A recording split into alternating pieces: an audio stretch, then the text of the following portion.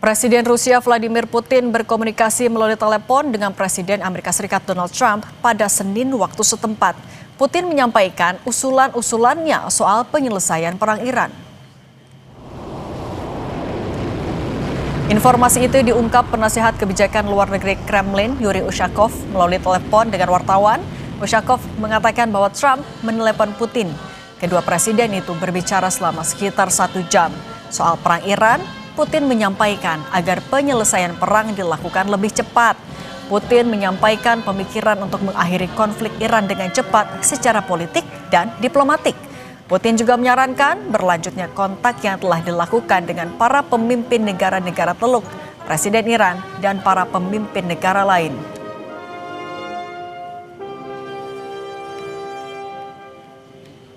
Президент России высказал ряд соображений, направленных на скорейшее политико-дипломатическое урегулирование иранского конфликта, в том числе с учетом проведенных контактов с лидерами стран Персидского залива, с президентом Ирана Пезешкианом, руководителями ряда других стран. В свою очередь, президент США дал свою оценку развития ситуации в контексте ведущейся американо-израильской операции. Dalam konferensi pers di Doral, Florida, Presiden Amerika Serikat Donald Trump menggambarkan percakapan di telepon dengan Presiden Rusia Vladimir Putin sebagai percakapan yang sangat baik.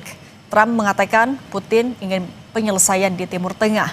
Namun Trump menjawab Putin bisa lebih membantu dengan mengakhiri perang Ukraina-Rusia. Yes, I had a very good call with President Putin. We were talking about Ukraine, which is just a never-ending fight. We obviously talked then about the Middle East, and he wants to be helpful. I said, you could be more helpful by getting the Ukraine-Russia war over with. That would be more helpful. But we had a very good talk, and he wants to be very constructive. 1 jam pembicaraan telepon antara Presiden Putin dan Presiden Donald Trump intens membahas penyelesaian perang Iran. Putin ingatkan Trump agar perang Iran segera diselesaikan. Kita bahas bersama mantan Duta Besar Indonesia untuk Rusia, Profesor Hamid Awaludin, dan pakar geopolitik dan keamanan nasional Wibawanto Nugroho Widodo, PhD. Selamat petang semuanya. Selamat petang, Prof. Oke. Putin memberikan usulan pertimbangan yang tujuannya adalah agar konflik Iran bisa diselesaikan secara politik dan diplomatik dengan cepat. Prof. Hamid, menurut Anda ini sebenarnya adalah sebuah tawaran atau jangan-jangan warning dari Putin? Saya kira ini tawaran ya. Saya selalu melihat aspek positif. Kenapa? Ini kan Amerika mencapai titik di mana tidak mendengar orang lain. Karena dia yakin dia bisa bumi hanguskan Iran. Nah, dengan adanya tawaran Putin, ego itu bisa turun bahwa mereka ingin damai sebenarnya. Dia tidak mau mengambil inisiatif menyatakan kita damai atau kita keluar dari Iran. Trump mencapai puncak egonya. Nah, dengan adanya tawaran Putin ini, kita bisa mengharap bahwa penurunan ego itu terjadi. Karena bagaimanapun cara berpikir Trump, Putin itu adalah aliansi Iran. Maka ketika Putin mengatakan begitu, dia bisa persepsikan bahwa Iran ini bersedia bernegosiasi. Tapi dengan kalau kita melihat karakter dari Trump juga, Prof. Hamid, Putin meyakini atau Rusia meyakini pertimbangan ini akan didengarkan oleh Trump? Ya, tentu ada hitungan-hitungan itu. Yang pertanyaan buat saya, tentu Anda ingin bertanya, apa kepentingannya Rusia tiba-tiba mau mendamaikan ini atau minta perdamaian? Secara ekonomis, dengan perang Iran ini sekarang, Putin itu atau Rusia itu diuntungkan karena harga minyak naik kan? Ingat, produksi minyak Rusia itu 12,7% kebutuhan dunia. Jadi dengan perang ini naik, mestinya dia beruntung kan? Okay. Tapi ada hal lain yang harus kita hitung dari sikap Rusia. Pertama, itu adalah ekspornya ke negara lain, terutama gandum. itu sekitar 14% kebutuhan gandum dunia disuplai oleh Rusia. Dengan adanya perang ini terganggu ekspor mereka ke tempat lain. Di atas segalanya, Rusia itu menganggap Iran sebagai strategic alliance, strategic partner di Eurasia, Euro and Asia. Kalau perang ini berlanjut, bagaimanapun itu akan mengganggu Rusia karena Iran adalah strategic alliance-nya di kawasan Asia dan Eropa. Jadi saya melihatnya dari perspektif ini bagus, ada chance-nya untuk kita hentikan perang. Karena keberlanjutan perang ini akan membawa dampak kemana-mana. Oke, berarti ada faktor ekonomi jadi pertimbangan dari Putin. Tapi kalau Mas Wibawanto Anda melihatnya, ini kan diinisiasi oleh Amerika Serikat. Apa yang diharapkan oleh seorang Donald Trump menghubungi Putin membahas soal Iran? Ya, jadi pada prinsipnya komplement dengan apa yang Prof. Hamid tadi sampaikan ya. Jadi makna pertama itu yang saya bisa berikan adalah ini menunjukkan bahwa perang ini telah naik ke tingkat global. Jadi harus diselesaikan oleh great powers yang terlibat. Itu poin satu. Poin kedua, Rusia itu ya seperti dibilang oleh Prof. Hamid, itu mempunyai 3 kepentingan strategis di sini. Rusia itu tidak mau sampai konflik meluas sehingga stabilitas di Eurasia terganggu. Contohnya ya, jika ini meluas ke Teluk Persia, akan mengganggu jalur energi global, ya, bisa bukan hanya menang untuk Rusianya, tapi bisa loss-loss semuanya nantinya, karena bisa menarik keterlibatan NATO. Itu poin satu. Poin kedua, itu seperti tadi Prof. Hamid sampaikan, Iran itu adalah strategic alliance Rusia. Jadi sebelum ada pembicaraan telepon ini, sudah ada intelligence yang berkomunikasi di balik layar. Nah, di sini Rusia adalah strategic partner yang mempunyai kerjasama di 3 pilar. Yang pertama adalah teknologi militer, keamanan, dan juga energi. Nah, jadi Rusia itu tidak mau konflik ini akan berdampak negatif juga ke Iran. Nah, sehingga diplomatic discussion nanti itu akhirnya akan membawa agenda-agenda yang favor kepada Iran karena dimediasikan oleh Rusia. Yang terakhir ini memperkuat posisi Rusia sebenarnya sebagai global mediator, di mana akhirnya Amerika bersedia untuk melakukan negosiasi melibatkan great power lainnya. Nah, Amerika Serikat Mas Wibawanto, tapi Mas Wibawanto, ketika Trump juga menyindir, justru di telepon itu juga menyindir soal perang Ukraina dan Rusia. Nah, seberapa jauh Trump akan mempertimbangkan usulan dari Putin soal Iran? Ya, pada prinsipnya yang pertama itu ada tujuan politik Presiden Trump sejak awal yang tadi disampaikan oleh Prof. Hamid, jelas mengganti rezim dalam waktu cepat. Ternyata itu tidak tercapai di hari ke-7, itu poinnya. Nah, sehingga mereka itu harus menghitung ulang bagaimana mencapai sasaran politik tersebut tanpa incurring more cost dan mengakibatkan victory bagi Amerika.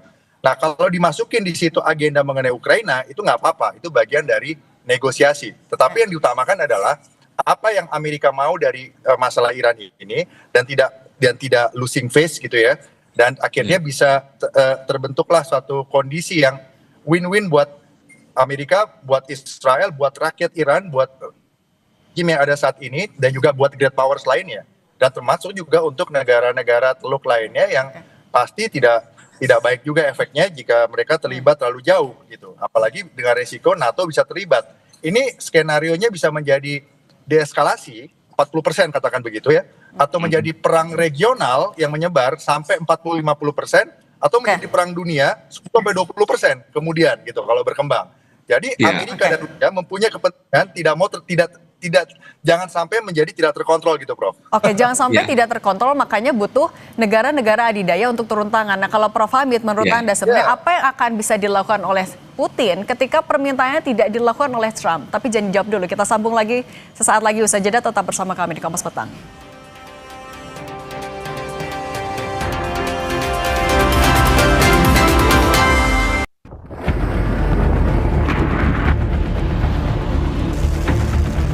We took a little excursion because we felt we had to do that to get rid of some evil.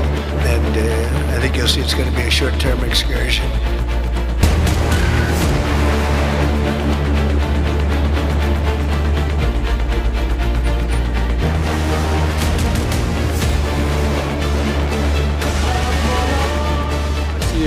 выступает, еще раз, как надежным поставщиком энергоносителей. Так было всегда.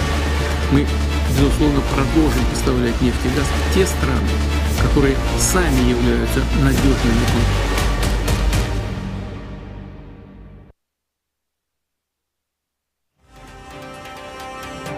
Australia akan mengerahkan pesawat pengintai militer ke Timur Tengah dan mengirimkan rudal ke Uni Emirat Arab, tapi tidak akan menempatkan pasukan darat di Iran. Perdana Menteri Australia Anthony Albanese menyebut dukungan militer Australia akan membantu negara-negara Teluk mempertahankan diri dari serangan Iran. Albanese mengatakan Australia akan mengerahkan salah satu pesawat sistem peringatan dini dan kendali udara buatan Boeing untuk melindungi wilayah udara di atas negara-negara Teluk. Sementara pengiriman rudal udara jarak menengah diberikan ke Uni Emirat Arab dilakukan setelah pembicaraan telepon dengan Presiden Mohammed bin Zayed Al Nahyan. This growing wave of dangerous and destabilising attack from Iran puts civilian lives at risk, of course including Australian lives, of which there are more than 20,000 people based in the UAE. In responding to requests following a conversation that I had with the President, Mohammed bin Zayed, and other requests, Australia will deploy an E-7A Wedgetail to the Gulf to help protect and defend Australians and other civilians. Kita lanjutkan juga dialog bersama dengan Prof. Hamid Awaludin dan Mas Wibawanto Nugroho. Prof. Hamid, kalau misalnya memang yang disampaikan oleh Putin masih sebatas tawaran, tapi jelas Rusia punya kepentingan. Kalau diabaikan oleh Trump, apa yang akan dilakukan oleh Rusia? Pertama, ya, itu Rusia juga akan mengatakan, jangan Anda mendesak saya menghentikan perang dengan Ukraina kalau begitu. Sebenarnya, apa yang ditawarkan oleh Rusia ini win-win solution terhadap dua hal. Hal yang terjadi di Iran dan hal terjadi di Ukraina. Mestinya cara berpikirnya Trump adalah sekali merengku dayung 20-30 lampaui. Mestinya ya. Yang kedua, mestinya Amerika rasional dalam kalkulasi dalam perang ini. Kalau perang ini berlanjut, maka yang menderita pertama itu selain Amerika adalah aliansinya di Timur Tengah yang secara de facto sudah diserang oleh Iran karena pangkalan-pangkalan militer. Sehingga aliansi atau teman Amerika di negara Timur Tengah itu sudah berpersepsi bahwa sebenarnya Amerika gagal melindungi kita karena buktinya kita diserang.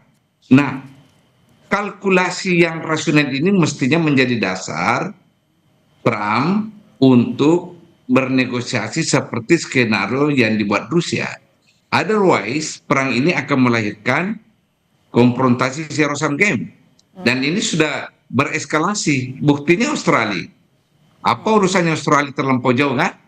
Tetapi ini adalah pertanda kalau tidak segera dihentikan, maka perang ini tidak bisa terhindarkan dari eskalasi. Oke, kalau tidak terhindarkan, saya juga minta tanggapan dulu dari Mas Wibawanto. Kalau tidak terhindarkan, apakah menurut Anda, Mas Wibawanto, mungkinkah Rusia menurunkan pasukannya kalau melihat karakter dari Rusia dan juga Putin?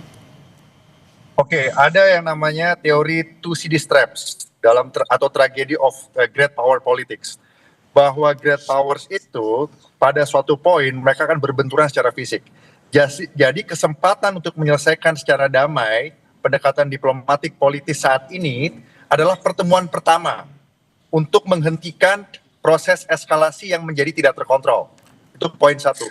Poin kedua, masing-masing pihak, khususnya Presiden Trump sekarang, itu harus kembali kepada perhitungan ulang dalam strategi kalkulus pelaksanaan perang di Timur Tengah saat ini. Seperti yang disampaikan Prof. Hamid tadi. Apa untung ruginya dengan kemungkinan-kemungkinan yang pertama adalah 40% menjadi eskalasi kalau ini berhasil negosiasinya. Atau kalau tidak berhasil 40-50% menjadi perang di Timur Tengah yang berkelanjutan, bahkan melibatkan daerah-daerah seperti Irak, seperti Syria, seperti Lebanon, di mana banyak sel-selnya Iran di situ.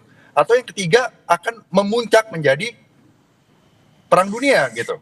Nah, menjadi tidak terkontrol. Misalnya Rusia sudah masuk, nanti sebentar lagi NATO masuk. Memang dibilangnya hanya untuk melindungi negara-negara teluk di situ, untuk menyediakan early warning system. Tapi sebenarnya ada keterlibatan lain yang tidak terlihat secara publik. Jadi ini harus dipahami betul oleh pemimpin Amerika, Israel, dan juga Iran. Dalam hal ini juga oleh Putin. Tapi Mas Wibawanto, sebenarnya masih memungkinkan nggak negara-negara besar itu, termasuk ya negara-negara yang terlibat, masih mengakhiri ini dengan duduk di meja bersama lewat meja perundingan diplomatik? Nah, justru poinnya itu sekarang. Jadi kalau dalam perang itu, Mbak, ya kalau kita tidak bisa menyelesaikan 7 hari ya, bukan berarti itu bisa selesai di hari ke-8 atau 9 gitu. Karena efek hitungannya itu konsekuensial. Jika kita tidak bisa menyelesaikan di hari ke-7, mungkin harus hari ke-70. Kalau di hari ke-70 kita nggak bisa menyelesaikan, mungkin ke hari 700. Seperti itu ya Prof ya. Karena efeknya itu kalau salah melangkah itu sangat strategik gitu loh. Nah sekarang tuh penting, makanya kesempatan untuk berdiskusi ini, untuk bernegosiasi ini yang sudah diinisiasi oleh badan-badan intelijen baik Amerika dan Israel dan juga Iran dan juga Rusia, itu harus dimanfaatkan betul oleh image pertama dalam international politics, yaitu presiden itu sendiri memimpin. Domestik politik di Amerika saya yakin mendukung perdamaian, karena kalau sampai perang berlanjut di mid-election Amerika, November 2026, udah pasti Presiden Trump itu, pasti Kongres diambil alih oleh Demokrat, dan kemungkinan besar Presiden Trump juga selesai. Impeach gitu. Tapi kan ini kalau kita baca juga sikap dari masing-masing. Garda Revolusi Iran bilang kami yang akan menghentikan ini, kami yang tahu kapan ini berakhir. Amerika Serikat juga kekeh mereka hanya bisa menghentikan. Prof Hamid, dengan sikap yang sama-sama keras ini, dan kemudian ada Putin memberikan masukan, siapa yang harusnya mengalah, menarik diri dulu? Jadi gini, semua pihak yang terlibat perang memiliki harga diri untuk berhenti. Itu dulu. Apalagi kalau masing-masing pihak punya kemampuan berperang, termasuk Iran. Jangan salah ya, Iran itu memiliki kemampuan perang, selain teknologinya, juga semangat tempur para prajuritnya. Makin lebih tinggi semangat tempur perang prajurit Iran daripada prajurit Amerika. Karena Amerika hanya mengandalkan teknologi persenjataan. Ya. Sekarang ada pihak ketiga yang bernama Rusia mau ikut. Mestinya kedua-duanya itu saving face, ya, lowering their ego, karena mereka mestinya berpikir rasional. Ini kesempatan. Dua-duanya sebenarnya sadar bahwa perang ini merugikan, ya. Dua-duanya sadar. Tapi kan ada ego, ada rasa nasionalisme, ada rasa feeling of being treated unjustly, diperlakukan secara tidak adil dan sebagainya. Nah, saya melihat ikhtiar Trump ini adalah mediasi atau jalan tengah untuk menurunkan ego kedua pihak.